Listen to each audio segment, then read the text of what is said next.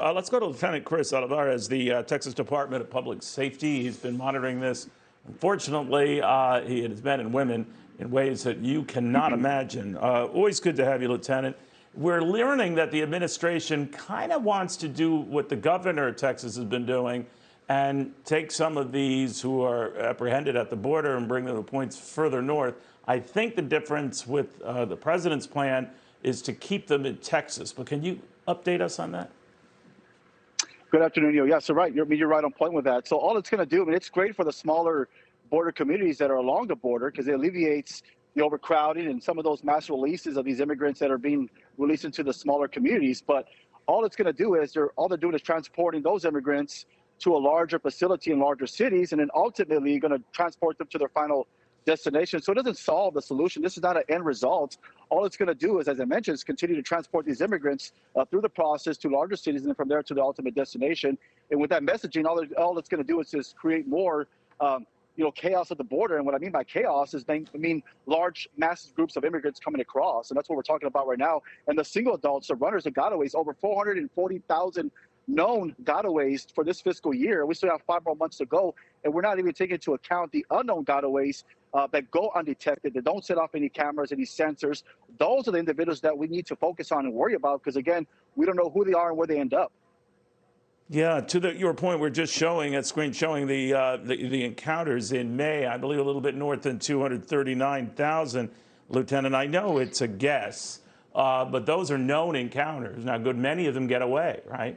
So there's no way of handicapping the gotaways, but even if it were 10%, you're talking some serious numbers.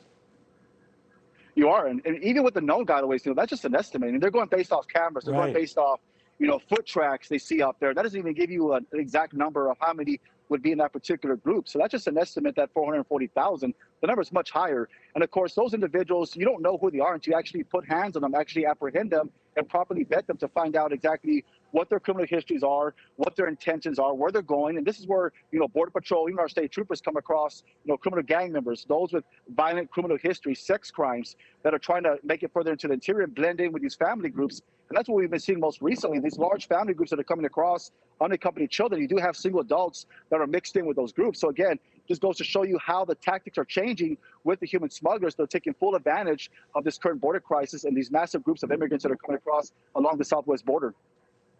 And those massive groups now are a lot more varied than they used to be. We're learning as well that now there's a good sampling from Latin America. We could see a new influx coming from Colombia. That country just elected its first member of the M19 guerrilla movement as its president.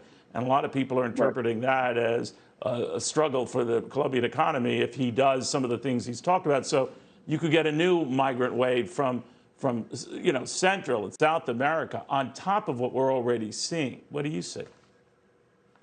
Right. I mean, that's exactly what we're anticipating. I mean, of course, there's always going to be changes when you have different changes in governments from other countries. And of course, they're going to take full advantage of this current situation where essentially the border is open because you're having thousands and thousands of immigrants coming across, record number after record number. I mean, last month for the month of May, over 239,000. That's a record high for DHS. So this goes to show you that numbers have not decreased. They continue to increase and continue to escalate.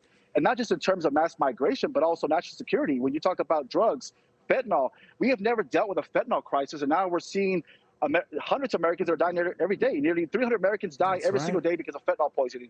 So it just goes to show you that it's just more of an immigration issue. This is a national threat, to not only the smaller communities, but also to the entire country as these drugs continue to pour into the country and kill Americans, and also the criminals that are trying to get by and make it further into the interior. You're absolutely right. You did call it an emergency many, many months ago, Chris. Lieutenant Chris Olivarez. Hi, everyone. I'm Brian Kilmeade. I want you to do me a favor. I want you to click to subscribe to the Fox News YouTube page. This is the only way that I know for sure that you're not going to miss any great commentary, any great news bites, any great interviews coming your way on Fox. You can get it all here on YouTube. So subscribe right now.